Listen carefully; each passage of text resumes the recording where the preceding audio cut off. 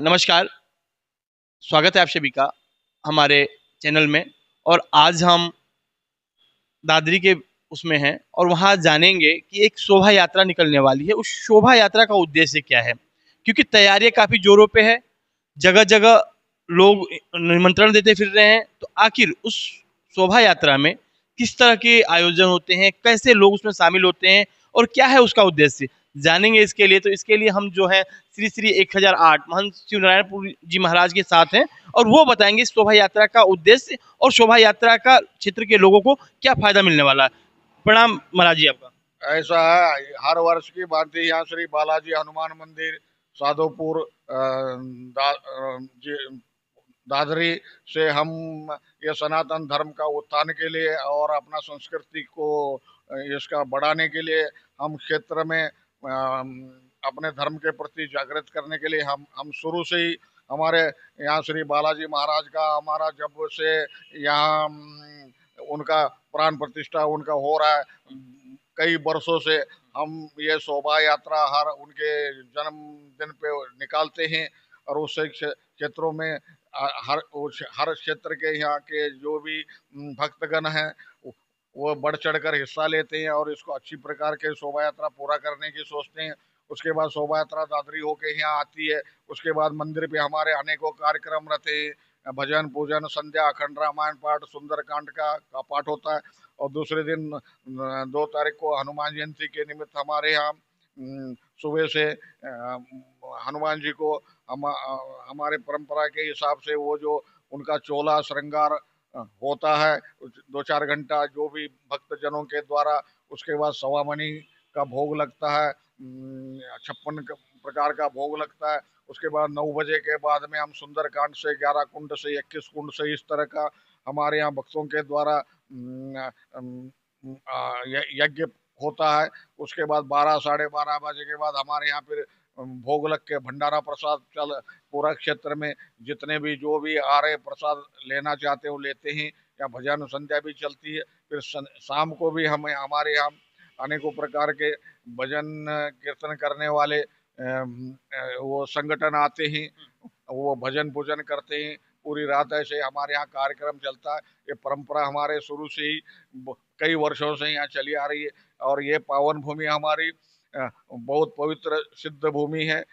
कई वर्षों से यहाँ अनेकों संत ऋषि मुनि हमारे यहाँ तपस्या किए हुए रहे हुए हैं, उनके यहाँ समाधि बनी है। और हमारा क्षेत्र में पूरा बाबा का यहाँ नाम है। बाबा हनुमान बाबा के साथ साथ हमारे यहाँ कई हर देवताओं के हमारे यहाँ खाटू श्याम बाबा का भी संकीर्तन हर महीने में हर एकादशी को होता है, महीने में 2 बार। और भोले बाबा का भी मंदिर बना हुआ है, शनि मंदिर बना हुआ है। और नवरात्र में भी यहाँ कई प्रकार के उत्सव होते हैं। और समय समय पर यहाँ अनेकों भंडारे सांस्कृतिक कार्यक्रम ये कार्यक्रम चलते हैं। और हमारे यहाँ रहने वालों को भी हर प्रकार की धार्मिक शिक्षा दी जाती है। कोई बच्चे यहाँ रहते हैं तो उनको पढ़ने लिखने की भी उनको सब संस्कृति का कार्य सिखाया जाता है, जिसके उसके रुचि के अनुसार। हमारे यहाँ गौशाला का संचालन होता है, गौशाला सुचारू रूप से चल रही है। और अनेकों भक्त यहाँ बहुत दूर दूर से दर्शन करने आते हैं, अपना सेवा का लाभ देते हैं। इस तरह की हमारी ये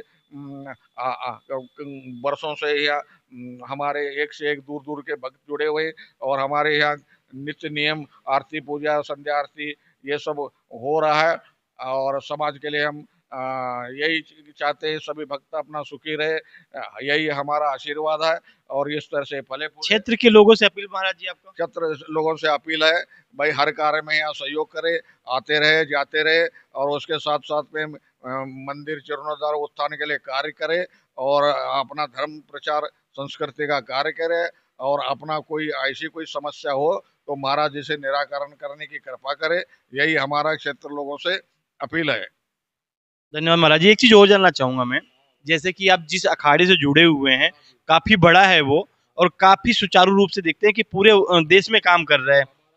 हमारा जो है श्री पंचायती महानिर्वाणी अखाड़े के हम पदाधिकारी के सचिव हैं। हमारे नागा सन्यासी को हमारा अखाड़ा बड़ा है। हमारा प्रयागराज में प्रथम स्नान हमारे अखाड़े का ही होता है। उस अखाड़े के हम पदाधिकारी सचिव हैं।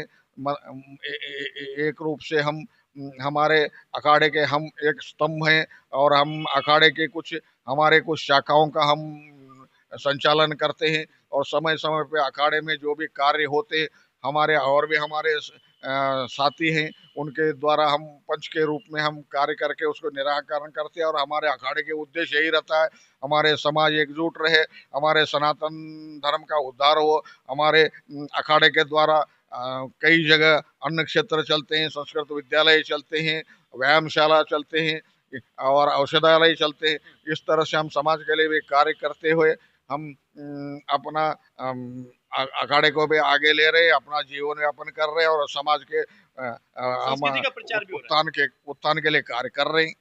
यही संस्कृति का प्रचार भी हो रहा है। संस्कृति का प्रचार हो रहा है, और संस्कृति के माध्यम से अपने सनातन धर्म में रहने वालों को भी हम एक हर तरह का अपना कार्य सक्षम बनने के लिए, अपना परिवार पालने के लिए, भजन पुण्य संध्या व्यवस्थित करने के लिए हम उनको शिक्षा भी देते हैं। और गौर गरीब जो होते हैं उनको शादी ब्याह या उनको कोई दिन दुखी होता है उनको मदद भी करते हैं। ये हर कार्य हमारे अखाड़े द्वारा भी चलाया जाता है, और यहाँ हमारे ये स्थान के द्वारा भी चला जाता है। ऐसी कोई जरूरत पड़ी, कोई परेशानी बता रहा है, तो हमारे से यथाशक्ति जो बने भक्तों के द्वारा या अपने से हम उनको सहयोग करते हैं। ये हमारे सनातन धर्म के लिए हम सर्वस्व अर्पण करके अपना जीवन व्यतीत कर रहे हैं। ठीक है गुरु जी, बहुत बहुत धन्यवाद। ठीक है, देखा आपने, यात्रा को लेकर के पूरा प्रकाश डाला गया। यात्रा का उद्देश्य सनातन के लोगों को सनातन से जोड़ना है, क्योंकि जिस तरह सनातन पद्धतियां लोग भूलते जा रहे हैं, यही सन्यासियों के माध्यम से ही सनातन को आज तक जिंदा रखा गया। यही परंपरा काफी पुरानी है। उस परंपरा को बनाए रखने के लिए जो हमारे देश में संत समाज है वो हमें हमेशा जागृत करता रहता है। तो क्षेत्रवासियों से अपील होगी कि ज्यादा से ज्यादा संख्या में उस भव्य आयोजन में सम्मिलित हों।